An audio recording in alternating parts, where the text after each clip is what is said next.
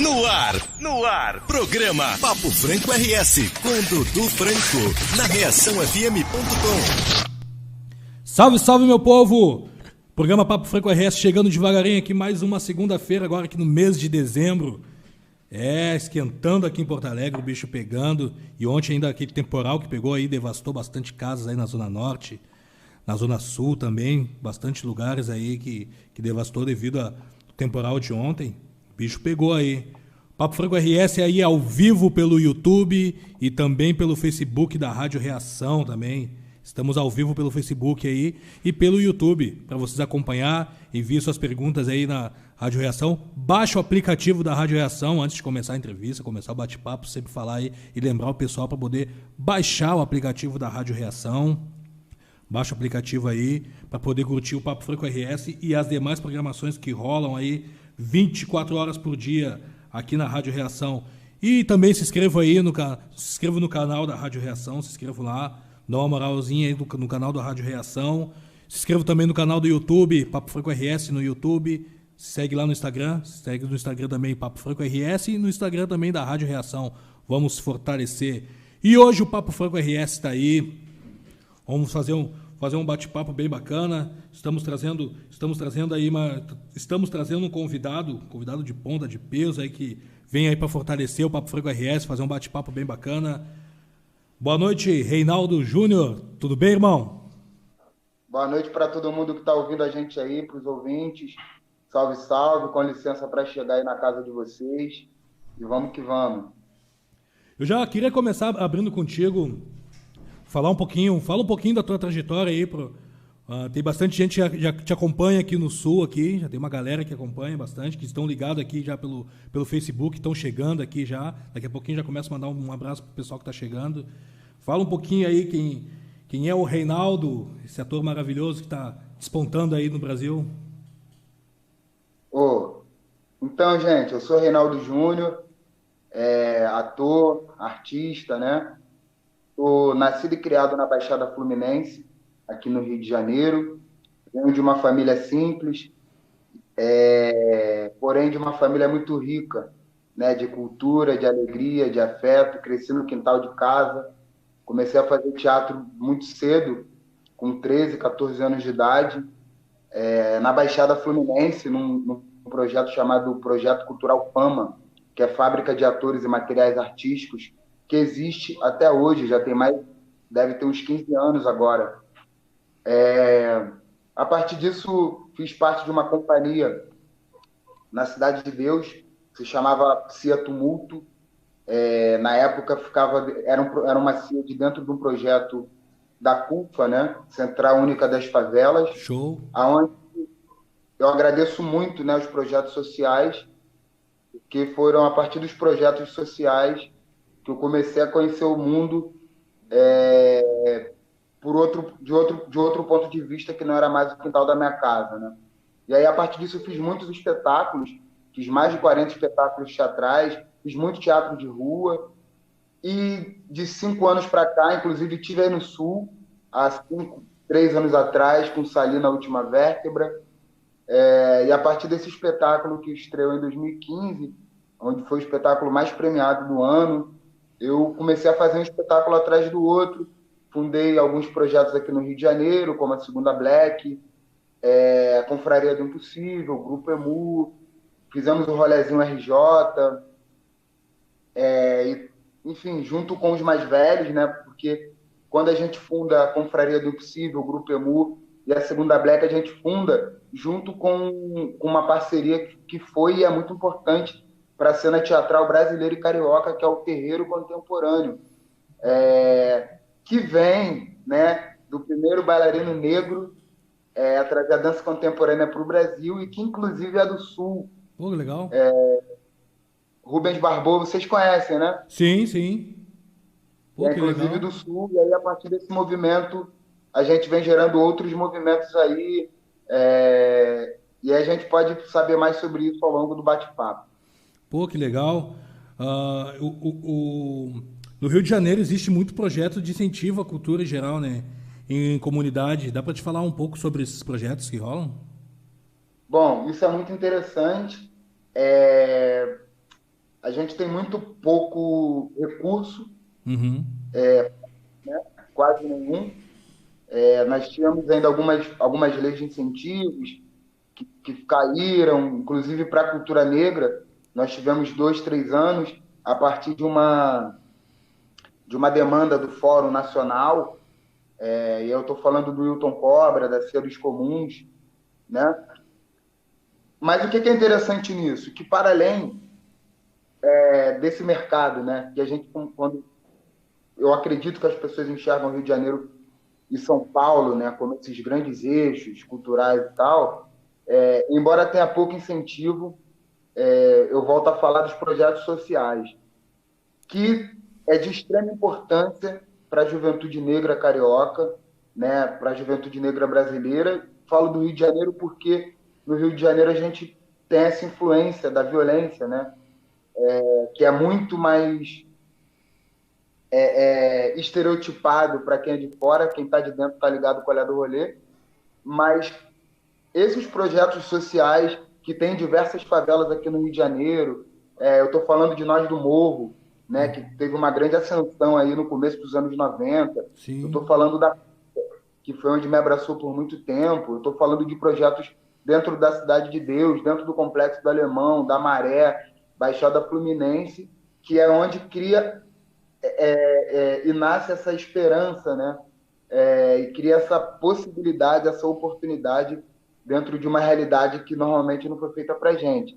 Então, tem muitos projetos sociais no Rio de Janeiro, projetos culturais,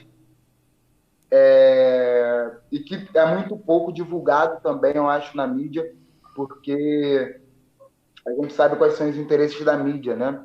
Os Verdade. interesses da mídia não é mostrar esse lado dos artistas, né?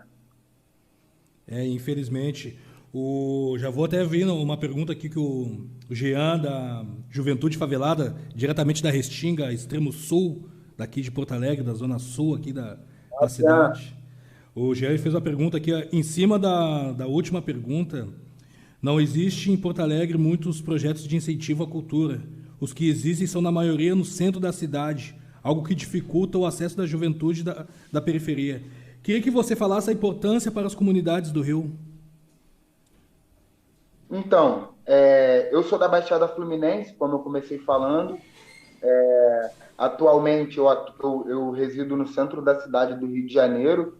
E eu acho que essa discussão aí da mobilidade urbana, por exemplo, né, é muito interessante. Inclusive, a partir disso, eu criei um projeto na Baixada Fluminense chamado Nós por Nós na Chatuba, na minha comunidade. Por quê? Porque é justamente sobre isso que o Jean está falando. Aqui, a gente tem a linha do trem, né, brother? Então, o que acontece? Para a gente sair das periferias, né, da Baixada Fluminense, do extremo sul fluminense aqui e tal, para chegar até o centro da cidade, a gente precisa pegar um trem. Porém, o trem, ele funciona de segunda a sexta até 10 horas da noite. Final de semana, ele funciona até meio-dia, 2 horas da tarde. O que eu penso que eu penso com isso? Eu penso que isso é uma estratégia que tem dado muito certo durante algum tempo, né? Aonde a gente dificulta, o Estado, né? Dificulta essa mobilidade urbana, esse deslocamento das pessoas que vêm das grandes periferias do Estado. E tem uma coisa que é mais agravante ainda, que é o seguinte: por que o trem acaba às 10 horas dia de semana e quando é o dia de entretenimento no centro da cidade, que é final de semana, o trem acaba meio-dia? É para o povo sair para a cidade para trabalhar. Então acaba que essa galera que vem de alguns lugares, que não estão nos lugares centrais dessas grandes cidades, acabam ficando mais ficam prejudicadas, né? Inclusive, sobretudo pelo acesso da informação, porque primeiro a informação chega no centro da cidade e vai para outros lugares. Mas, mais uma vez, eu gostaria de exaltar as pessoas que estão nas periferias fazendo teatro, as pessoas que estão nas periferias fazendo micropolítica, juntando a molecada, buscando emancipação, autonomia, e buscando sobreviver da nossa arte para além do que o mercado dita que a gente tem que viver. Tu tocou Então, no, eu acho que grande barato da gente pensar sobre isso é não pensar mais naquilo que já está posto, mas pensar o que, que a gente vai fazer com isso. Então, hoje eu me vejo, eu acho que é muito importante, com alguns lugares que a gente vai chegando enquanto indivíduo, da gente buscar fazer esse movimento de como a gente fortalece para anunciar algo que normalmente a gente denunciou muito tempo e não deu certo. Então, quando eu falo de anunciar algo, eu falo da gente criar possibilidade junto com a comunidade, para a comunidade, né? Porque só junto que a gente vai conseguir chegar em algum lugar, enquanto povo. Tu tocou num ponto interessante que há pouco tempo atrás eu participei de uma roda de conversa próximo na semana do 20 de novembro, e tem aqui em Porto Alegre, na Zona Norte, tem um espaço ali que é o Centro Vida. Desde que eu me entendo por gente, existe esse espaço. E é um espaço maravilhoso, é grande, assim, gigantesco assim, para fazer teatro, para fazer aulas ali, para fazer tudo que tu pode imaginar. E aí, numa conversa que eu tive com um outro amigo meu, o professor Bruno, até está acompanhando aí, um abraço, Bruno, que aí eu falando para ele assim, meu, para te ver como é que o sistema ele nos rala, né? Pô, aí tem esse baita de um espaço, e eu acho que se tinha 12 alunos ali participando dos projetos, acho que era mais ou menos isso aí, para um espaço que cabe de até 1.000 alunos ali. Aí eu falei assim, como o sistema ele nos rala, né? Porque aí eles não dão, as pessoas não vêm, os caras não vêm porque das periferias da volta não vêm porque não tem passagem, não tem como se locomover, e não tem apoio, não tem um incentivo do governo, né? Aí para tu ver como o sistema ele nos rala, que ele impede, ele até te dá o espaço ali, né? Ó, te dei, mas te vira. Aí como é que tu vai tirar um jovem de uma periferia, como é que tu vai tirar um jovem de uma biqueira para poder ir lá fazer uma aula, sendo que ele não tem como ir, ele não tem recursos, não deram recursos para eles ir, né? É bem complicado isso aí, né? É bem complicado, cara. Isso me provoca a pensar numa coisa. A gente tem fome de quê, né? Uhum. Essa frase é uma frase corriqueira, né? No sentido de muitas pessoas já falaram essa, e eu fico pensando sobre esse alimento, de como a gente consegue se alimentar no sentido mais simbólico até o sentido mais material, né? Que às vezes a passagem o moleque dá até um jeito. Há pouco tempo eu participei de um projeto na Baixada Fluminense, por exemplo, que a maior dificuldade da gente chegar no projeto foi o café da manhã, né? Porque a molecada tinha energia para treinar, a molecada tinha energia para... Mas muitos moleques relatavam que, pô, o que era mais difícil às vezes era sair de casa e saber que ia chegar no projeto, ia ter um lanche, mas que a mãe, o pai iam estar naquela mesma realidade, né? Então, isso é muito complicado. A gente precisa de incentivo público, porque o incentivo público não é um favor, né? O incentivo público é um direito. Porém, esse direito ele já vem sendo violentado, violado há muito tempo. Há muito tempo. Com a ascensão da internet, eu acho que a gente consegue expor mais isso. Mas, pô, essa violência aí já está rolando há muito tempo, essa violação de direitos, né? E aí cai naquele esquema que é o seguinte: quando o moleque ele não tem a oportunidade, né, de pegar numa caneta porque ele tem fome, o fuzil fica mais leve que uma caneta. Isso é muito triste, Verdade. porque é um caminho mais fácil, né? E aí não é uma questão de mérito, é uma questão de oportunidade, né? Quando a gente fala da nossa cultura, a gente está falando de família, a gente está falando de base. E aquele moleque que cresceu sem mãe, sem pai, que tem uma família toda desestruturada, né? Que não teve o direito à infância, a molecada na periferia, muitas das vezes, tanto as meninas quanto os meninos têm que virar adulto mais cedo, né? E aí isso a gente vai bater direto nesse discurso aí fascista, né? Uhum. Nesse discurso totalmente privilegiado, discurso da meritocracia, né? Então você vê, cara, a gente acaba sendo sempre a exceção, né? Sempre a exceção, sempre a exceção, sempre a exceção. Porque quando a gente chega a alguns espaços e a gente vê que só tem a gente, Às vezes chega a dar um desânimo, né, mano? Verdade. Agora, no último final de semana, eu debati até com. Eu debatendo aí com o pessoal aí, apoiadores desse presidente aí. E entrei nessa questão, né? Que é muito fácil pegar e dizer, né? Pra gente que mora. Aqui a gente fala vila, né? A gente que é criado em vila. E a gente vê como é que funciona o negócio, que eu conversei assim com.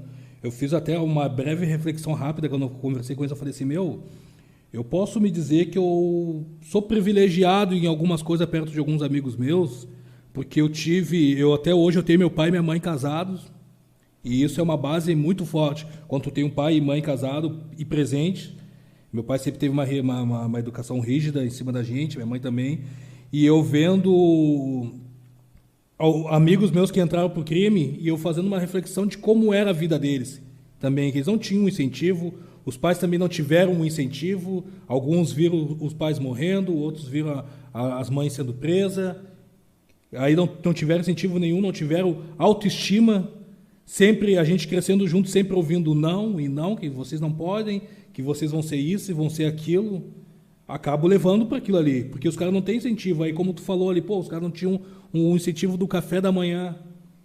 Não tem como. Aí tu vai e passa na biqueira, tu vê aquela tentação toda dos caras, né, te envolvendo naquilo. Acaba indo para a biqueira. E ninguém vê isso. E hoje querem adotar essa falácia que é a meritocracia, né? Que é uma coisa que na minha opinião, é um mau caratismo, né? Quer concluir? Não, é exatamente isso. O Medusa Cafélia, alô Medusa, aqui pelo Facebook, fez uma afirmação aqui, ó, o sistema é segregacionista. E quando nós nos organizamos para colocar os nossos e nos empoderar, vem aquela fala de inversão, dizer que estamos fazendo racismo. Vamos lembrar recentemente as professoras e professores que fizeram vaquinha para levar os nossos negrinhos para assistir o Pantera Negra. Realmente, teve aqui em Porto Alegre, aqui umas professoras que fizeram vaquinha para o pessoal, para levar, para incentivar, né, as crianças para ver o Pantera Negra. Boa reflexão aí, ó, Medusa. E outra pergunta para ti aqui, até chegar nesse ponto aqui. Você acredita que a arte em si pode ser instrumento de mobilização para a nossa negritude, principalmente quando existem projetos como Falas Negras? Cara, super. Super. Obrigado pela pergunta aí. É importante a gente pensar que nós já tivemos e nós temos exemplos de modelos civilizatórios, né? Uhum. A partir da... E aí eu estou falando de teatro experimental do negro, eu estou falando de Birajara Fidalgo, né? Que foram grandes líderes e que usaram da ferramenta da arte para reeducar a população preta a partir de uma base preta, né? Então você vê, cara, o Abdias do Nascimento, Teatro Experimental do Negro, tinha aula de português, aula de matemática, né? Você tinha aula de história do Brasil dentro desse movimento artístico. Mas eu acho que a arte, como ferramenta, ela é muito importante e muito fundamental, porque a arte ela é um diálogo direto com a alma, né? Então, muitas das vezes, a gente está levantando o punho, a gente está falando, está gritando, mas a gente não está sendo ouvido. A arte, ela tem o poder de atravessar as pessoas. Ela tem o poder de ultrapassar esse canal do quero ouvir ou não quero ouvir, porque a arte, ela te atravessa. E aí, eu acho que esses grandes líderes entenderam isso, né? Você vê, o Abdias do Nascimento chegou no Senado, mas a base de formação era o teatro, né? Porque o teatro, a cultura, ela nos permite a trabalhar uma coisa que foi muito violentada na nossa formação, que é o nosso direito de sonhar, que é o nosso direito de trabalhar o nosso imaginário de uma forma positiva, né? E aí a gente está falando dos livros de história, a gente está falando de abrir o livro e só ter histórias negativas, histórias que nos interiorizam e tal. Então, quando a gente está falando de falas negras, a gente está falando de uma ferramenta, e aí o Lázaro, como diretor, toda a equipe, na verdade, mas eu acho que o Lázaro, como diretor, teve uma sacação muito boa, que é conseguir trazer histórias passadas de uma forma muito reflexiva, a partir de uma conexão de muitos afetos que foram interrompidos ao longo da história, para a gente poder imaginar um possível futuro melhor. Então, eu acho que o Falas Negras ele vem com essa camada de potência da emoção, né, cara? E aí eu trago um relato disso, porque quando eu fui assistir, quando estreou Falas Negras, no dia 20, eu fui assistir no quintal da minha casa com a minha família, com os meus amigos de infância e tal. E foi muito interessante olhar pelo olhar deles, nesse sentido, né? De como a potência da arte que eu já faço há muitos anos no teatro e que eu nunca tinha visto chegar tão diretamente na minha comunidade como chegou com Falas Negras. Então, qual é o poder da arte? Transformar. Uhum. Cobrinha sempre diz que a arte é o extrato da sociedade. Ou seja, nós vivemos no país onde 54% da população é negra. Quando a gente, dentro de um canal aberto, né, dentro de um canal aberto, de um canal popular que atinge 30 milhões de pessoas, a gente está trabalhando um despertar no lugar do sensível aí que é um caminho sem volta. E, e foi Concluí. foi num dia, eu assisti até quero te parabenizar por isso aí também. E foi num dia bem pesado aqui para nós, aqui em Porto Alegre, né? Porque foi no dia que a gente estava fazendo a manifestação da morte do Beto, que um dia antes foi morto aqui no Carrefour, né?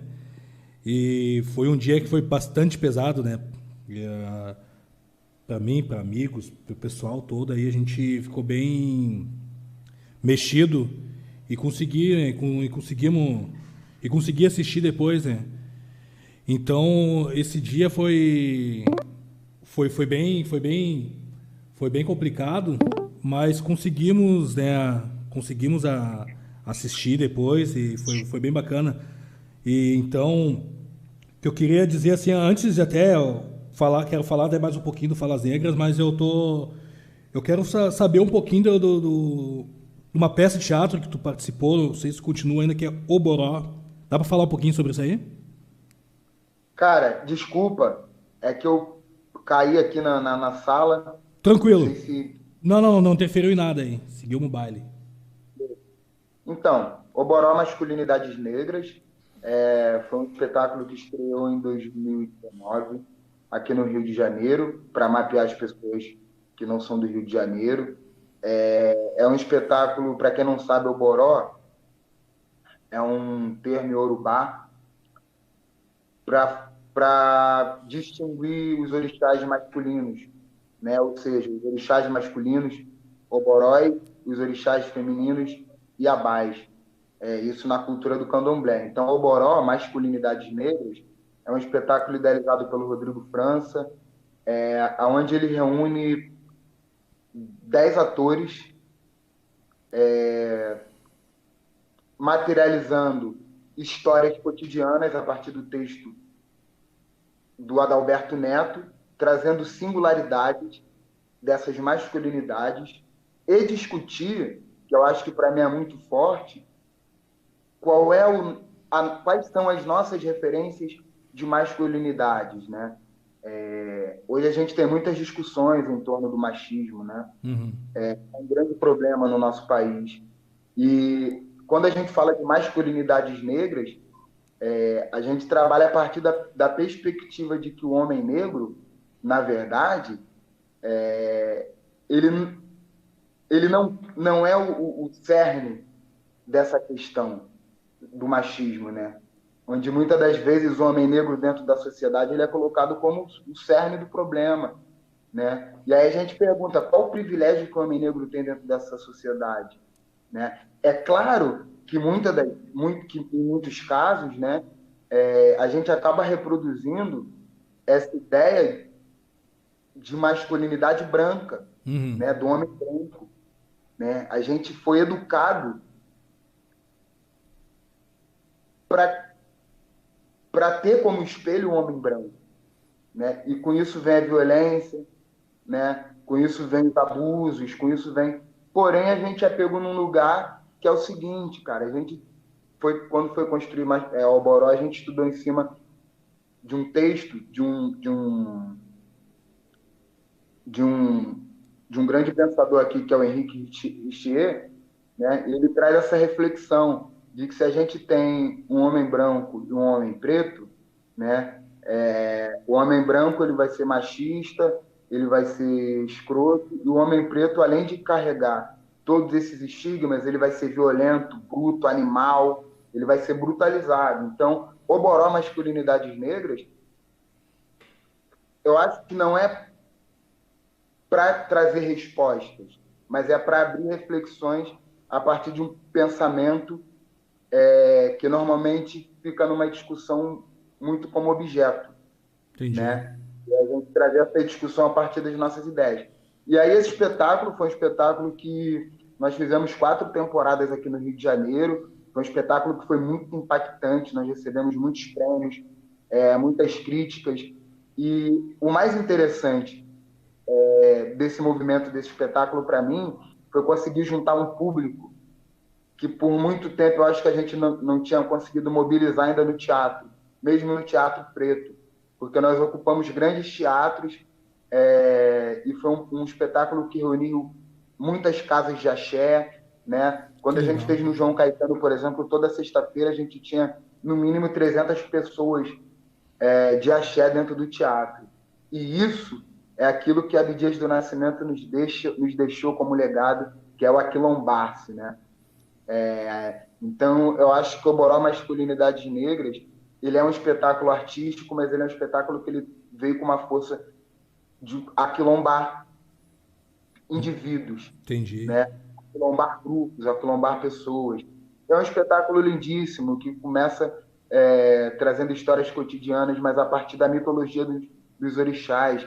Então a gente começa contando a história do Quinho, né? Que na sua representação dos signos ali trazidos pela Valéria Monan, representa Exu, né? A gente tem o último personagem, que é o Senhor Euclides, que é Oxalá. Então, a gente segue o modelo civilizatório das matrizes africanas, dos cultos, né, do terreiro de candomblé, isso é muito forte no espetáculo, para contar a história desses homens. E aí eu faço um personagem que é o Euclides, né, que é um professor, que tem uma conexão com os ancestrais dele a partir de uma viagem. E aí eu não vou dar spoiler do espetáculo, porque muito em breve a gente vai estar voltando aí. Alô, Maleafo Produções, olha aí, ó. Fico ligado para trazer esse espetáculo aqui para nós, né? Vamos encher aí o Teatro de Preto aqui e trazer eles aí, né? É um baita. E voltando ali na questão da masculinidade, para tu ver como é que é as coisas. Tu não acha que aos poucos tá mudando essa questão de a gente conversar mais sobre isso? Eu, por exemplo, eu tenho um grupo de WhatsApp que eu criei, eu e alguns amigos nós criamos esse grupo, que hoje começamos, eu acho, com 5 caras, hoje deve ter uns 20, 25 de vários cantos do Brasil que a gente fala sobre isso. É um grupo que a gente troca as ideias sobre isso, sobre masculinidade preta, sobre as nossas dores, sobre nossos sentimentos, sobre essas coisas que até pouco tempo atrás falar sobre isso era um tabu, né? E tu acredita que agora tá mudando um pouco isso aí? Hoje os pretos estão se sentindo mais à vontade, nós, homens negros, estão se sentindo mais à vontade de conversar sobre isso? Cara, é muito interessante falar sobre isso, porque eu acho que isso é a grande malha, é o cerne do nosso problema, né? Eu acho que o fato da gente não falar faz a gente reproduzir. né? E aí não nesse lugar romântico, né? De homem chora, porque eu acho que pensar, né, sobre esse assunto é pensar quais são os nossos modelos, quais são os nossos exemplos, a partir de onde que nós estamos pensando a nossa masculinidade. E aí o Frantz Fanon, que é um psiquiatra, né, da Ilha da Martinica, tem um livro Sim, Peles Negras, Máscaras Brancas, que é muito interessante, né? Quando ele fala sobre quando ele traz em alguma parte do livro, né, que nós não somos homens, né? Nós não somos humanos. Por que ele traz nós não somos homens, nós não somos humanos? Porque a partir do modelo civilizatório branco, nós fomos desumanizados. E nós precisamos, eu acho que, reconstruir, a partir dos nossos modelos civilizatórios, os nossos princípios, né? E aí eu acho que a gente está falando de comunidade, a gente está falando de autocuidado, a gente está falando de olhar para o passado para conseguir ir para frente, né? A gente está falando dos nossos mais velhos, a gente está falando de orixá, a gente está falando de essência, né? Porque antes, né, das nossas divindades, né, virarem divindades, elas tiveram em terra, elas deixaram legados para a gente. E o que a gente vai fazer com isso hoje? Então, eu acho que sim, eu acho que a gente está conseguindo se libertar desse silenciamento, né? Que é um silenciamento que prejudicou por muito tempo a nossa comunidade, sempre ficando ainda. Porque, na verdade, tudo isso se acarreta no auto-ódio, né, cara? Porque somos nós reproduzindo as coisas que não são nossas dentro da nossa comunidade, e a partir disso a gente cria um monte de coisas e um monte de demandas que a gente poderia ter avançado. Não sei se eu fui muito subjetivo, mas eu acho que não, é isso um aí. assunto, eu acho que é um assunto que não tem um método ainda, né? Eu acho que é um assunto muito novo, eu acho que a gente está refletindo sobre, embora nós tenhamos teóricos que já estão falando disso há muito tempo. Mas eu acho que assim mesmo ainda é um assunto novo Sim, sim. para a gente estar pensando. Que exemplos que nós vamos deixar para as nossas crianças, né? Eu acho que a responsabilidade para a gente que está vivendo hoje é absolutamente nossa, mesmo entendendo que nós somos a continuidade. E eu acho que não se afastar dessa responsabilidade do hoje é o que vai fazer o nosso amanhã ser melhor do que foi o nosso passado, né? Do que está sendo o nosso presente e tal. Enfim, eu acho que a parada é trabalhar na base, trabalhar na infância, trabalhar na criança. Com certeza, com certeza. E é muito legal quando a gente conversa sobre isso, né? Quando a gente fala sobre masculinidade preta, que quando eu acabo conhecendo pessoas, várias pessoas que acompanham meu trabalho também nas redes sociais ali, e o trabalho aqui com o Papo Franco, e quando vão conversar comigo e entro nesse assunto, ou às vezes eu puxo o assunto de masculinidade, assim, aí tu vê quando tem alguns caras que, tipo, eles... Parece que era aquilo que eles queriam ouvir, sabe? Aí eles acabam jogando, assim, a vida deles toda. Eu já peguei vários relatos de cara que eu conheci eu trabalho também com um aplicativo, né, no Uber, e tô no carro conversando, a viagem é longa, vamos trocando ideia, quando vê, eu falo, sou ativista, assim, assado, faço um trabalho e tal. Aí entra na questão de masculinidade, quando vê os caras vêm, opa, tipo assim, os caras, tipo, contam a vida deles, parece que eles se sentem à vontade. Foi aí que eu comecei a notar, falei assim, meu, a gente tem uma necessidade forte para poder falar disso aí, hein? E quando o cara vê, pega um irmão, né, aí entra aquela questão do se aquilombar, mesmo como a gente costuma falar, né, e o cara sente aquela confiança e joga e começa a ter a confiança de falar dos problemas dele, das necessidades dele, né? Dele poder chegar. Já teve cara que disse pra mim, bom, eu fui começar a chorar com quase 40 anos. Até pouco tempo eu não conseguia, não sabia que ia chorar. Eu guardava pra mim e hoje eu consigo chorar. É muito bacana isso aí, né? Eu acho que é uma estratégia que deu certo, né, cara? No Oboró tem um momento que E tem um dos personagens que ele fala justamente sobre isso. Homem preto tem que ser forte, tem que ser viril, homem com H, né? Eu acho que, cara, tem uma coisa que você falou mais cedo, na nossa conversa, que foi sobre família, foi sobre olhar para o seu pai, para a sua mãe, e isso te inspirar, né? Sim. Eu acho que o modelo de família, né, que vem junto com o boicote de amor, né? Você vê que, pô, nos anos 70, parece, né? Ainda, nos anos 70, pretos não podiam se amar em praça pública, né? Por muito tempo, nós tivemos que aguentar, que ver, né, as nossas crianças serem estupradas, as mulheres da nossa comunidade serem agredidas, serem violentadas, e a gente tem que ser forte, tem que aguentar. Inclusive, isso era usado para beneficiar essa mentalidade. A gente volta para a família, né? Para a gente ser homem, a gente tem que ser homem branco, né? E quando a gente fica buscando esse modelo civilizatório do homem branco, a gente perde a nossa humanidade. A gente perde a nossa capacidade de amar, porque nós nunca vamos ser. Porque nós temos outro eixo civilizatório, né? O Ocidente funciona de um jeito, o Oriente funciona de outro, né? O que acontece com a gente, cara, o que aconteceu com a gente é que nós fomos impostos a viver um modelo que nunca foi nosso, e que muitas das vezes era e é até hoje, né, usado para fazer, inclusive, a manutenção disso, né? Porque é muito cruel pensar sobre isso, que é o seguinte, cara, infelizmente, a gente acaba fazendo a manutenção das nossas próprias violências, muitas das vezes, mesmo sem querer, né?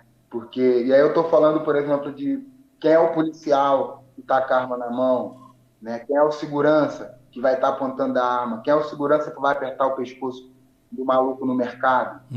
Tá? Então,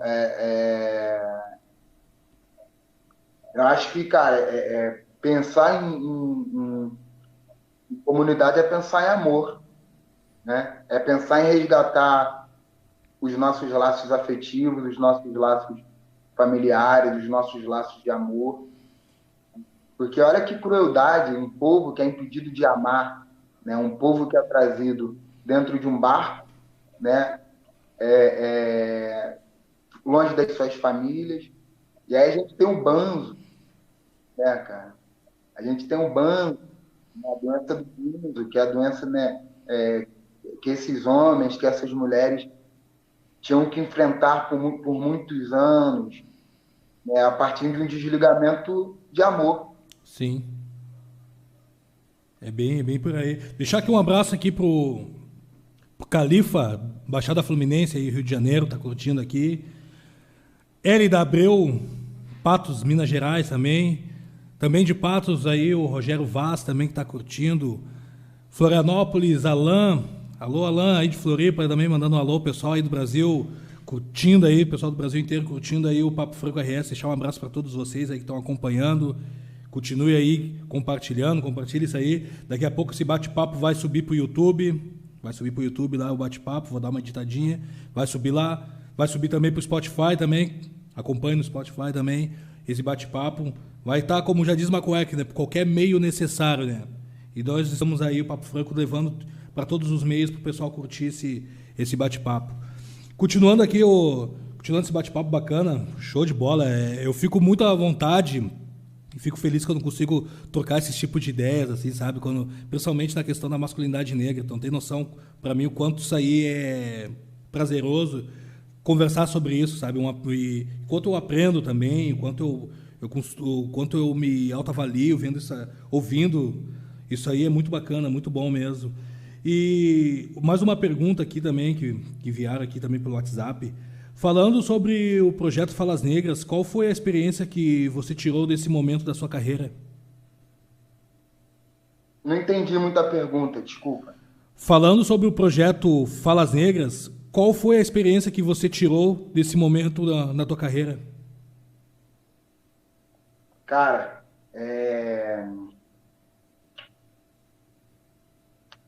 eu acho que uma experiência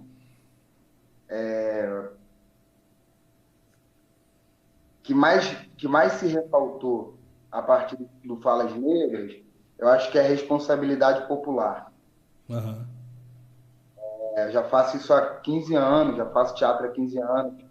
Tive a oportunidade de viajar ao Brasil, de viajar ao mundo, de fazer turnê na China, né, de passar por vários lugares que eu achei que eu nunca fosse passar. Mas eu acho que essa responsabilidade popular, né, essa essa popularidade que sai do eixo crítico, intelectual, e passa a ser um lugar onde a Dona Maria da Birosca, onde o seu Zezinho, né, está lá no interior, né, a Dona, enfim, Joãozinho, que está lá numa periferia, né? Eu acho que esse poder que a televisão, sobretudo esse canal aberto, né, que a Rede Globo tem, eu, enquanto um homem negro, enquanto um artista negro, enquanto um ativista, que desde antes do Falas Negras já trago uma responsabilidade com a minha comunidade, isso só aflorece mais. E outras conexões também, porque a nossa voz, a partir disso, ela chega em lugares que a gente nem imagina, né? De repente você está em outro estado e a pessoa vai lembrar de você daquele trabalho. E aí, quem são essas pessoas que vão lembrar de você daquele trabalho? É claro que isso atinge a todo mundo, né? É claro que todo mundo vê, mas eu acredito que as pessoas que vão conseguir sentir são as pessoas que sentem o que a gente sente. Então, eu acho que o Falas Negras traz esse despertar, pelo menos para mim, enquanto indivíduo, né? Pensando a partir do meu olhar, mas de uma forma mais plural, assim, eu acho que me traz uma experiência de responsabilidade, né? O filho do meu amigo, hoje, ele me tem como referência, a filhinha do meu amigo, ele me tem como referência. Isso me traz responsabilidade. É isso. E não uma E responsabilidade pesada, sabe? sim, De cobrança. Mas eu acho que uma responsabilidade saudável, uma responsabilidade familiar, uma responsabilidade de legado, de exemplo, né? De expressão, né? E é um papo que eu sempre falo e eu sempre volto nele. Para mim é muito mais aquela questão, o que que a gente vai fazer com isso? A partir disso, o que que a gente faz? Eu acho que o grande barato tá no que a gente vai fazer com essas vozes, né?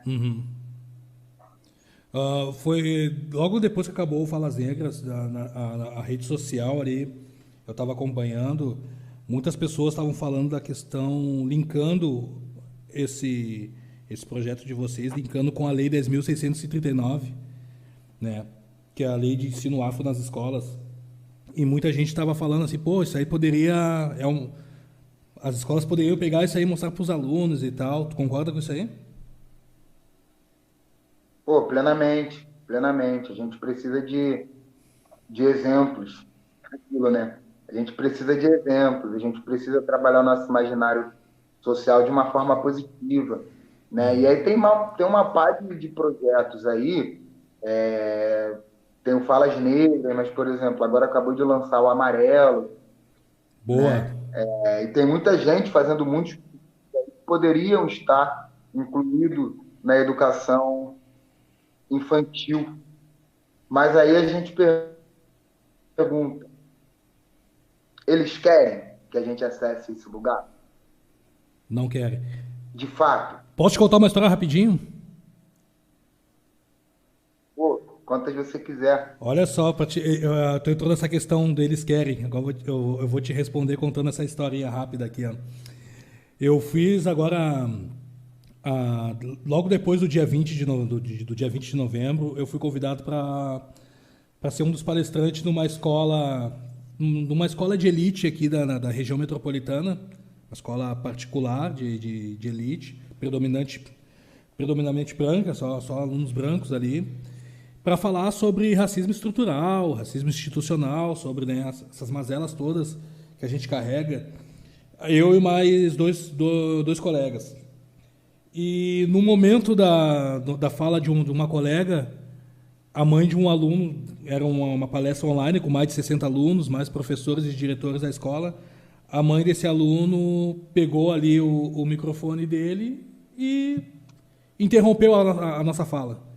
Interrompeu a fala, criticou a escola, porque não era para a escola abordar esse tipo de assunto. Isso que a gente estava falando de racismo estrutural, ali, institucional, nada agressivo, a gente tomando cuidado para falar como era para aluno, tudo a gente... E aí para tu ver que aí a escola, no fim, a moral da história, a mulher acabou com o nosso evento, era um evento de 2, 3 horas, acho que o evento durou meia hora só. A escola se calou, aceitou, porque a mulher paga a escola, né, para o filho dela estudar ali. Depois eu fui conversar com alguns alunos que depois que não gostaram do que aconteceu, me chamaram, pediram para eu trocar uma ideia particular com eles. Daí eu fiz.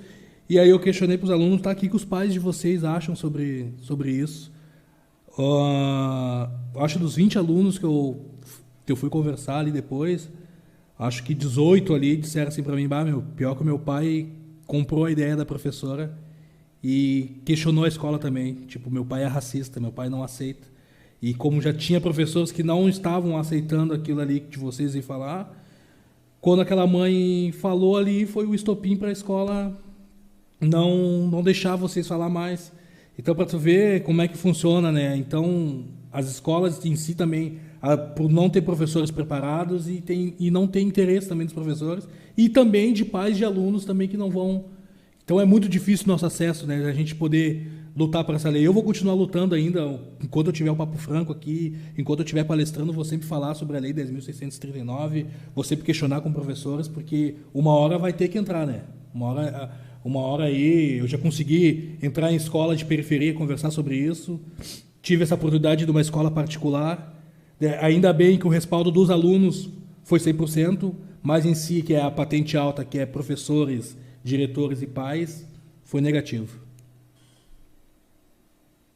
Cara, que absurdo. Inclusive, eu acho que a gente deve prestar uma homenagem, né, às nossas linhas de frente aí da educação, nossos professores, nossas professoras, que muitas das vezes são silenciados para passar o conteúdo que realmente deve ser passado. Máximo respeito, máxima admiração para essa galera que se forma para poder formar pessoas, e quando chega no momento de poder passar aquilo que você propôs a passar, você não pode, e você consegue criar uma estratégia de burlar toda aquela papelada ali para passar aquilo que você realmente tem como missão. Então, queria deixar aqui minha homenagem, meu carinho, meu amor, meu afeto para todos os nossos professores e professoras brasileiros que, mesmo tomando spray de pimenta na cara, bala de borracha, não desiste de ensinar, não desiste de salvar vidas, não desiste da educação, né? Já dizia o Nelson Mandela, a educação é a arma mais forte, né? Falando errado aqui, mas, né, é a única arma para que a gente tem para mudar o mundo, né? Então, todo o meu respeito, minha homenagem aqui para essa galera que está nessa linha de frente aí. Eu quero te agradecer mais uma vez aí por ter participado aqui do Papo Franco, por ter contribuído aqui com o teu tempo, por ter feito esse bate-papo aqui. Como eu sempre falo, cada convidado que vem fortalece bastante aqui o Papo Franco RS. Já falei aqui, eu vou repetir de novo, agradecer aos 45.971 ouvintes que estão acompanhando aqui pelo aplicativo da rádio. Quer deixar aí tuas redes sociais, considerações finais? Fica à vontade aí. Massa, eu que agradeço aí, Dudu, agradeço toda a equipe do Papo Franco, a todos os ouvintes, todas as ouvintes, queria deixar aqui o meu carinho, o meu axé para todo mundo que está assistindo, pedir para a galera me seguir nas redes sociais aí, Rei Black no Instagram, no Facebook Reinaldo Júnior. E a partir das minhas redes sociais a gente pode estar tendo uma troca aí mais próxima, mande direct, a gente pode trocar ideia e fazer as nossas vozes chegar mais longe. Então, é isso, sigam lá, @ReiBlack, e vamos dar continuidade ao que a gente se propôs a fazer aí. Show de bola, valeu. E o Papo Franco RS está à tua disposição. Rádio Reação também é à disposição. No que tu precisar, qualquer coisa para divulgar. Dá um alô aí quando descer aqui para Porto Alegre também. Ó, Dudu, tô chegando aí. Vamos bater um papo, vamos continuar aí. Estamos à tua disposição aí, tá bom? Tamo junto. É isso aí, pessoal. Tivemos aqui com o Reinaldo Júnior, grande ator, esse bate-papo bacana. Fique ligado no Papo Franco RS. Semana que vem tem mais. Vamos encerrar aqui fazendo um bom bate-papo aí para todo mundo. E fique ligado aí, tá bom? Até semana que vem, pessoal. Tchau, tchau.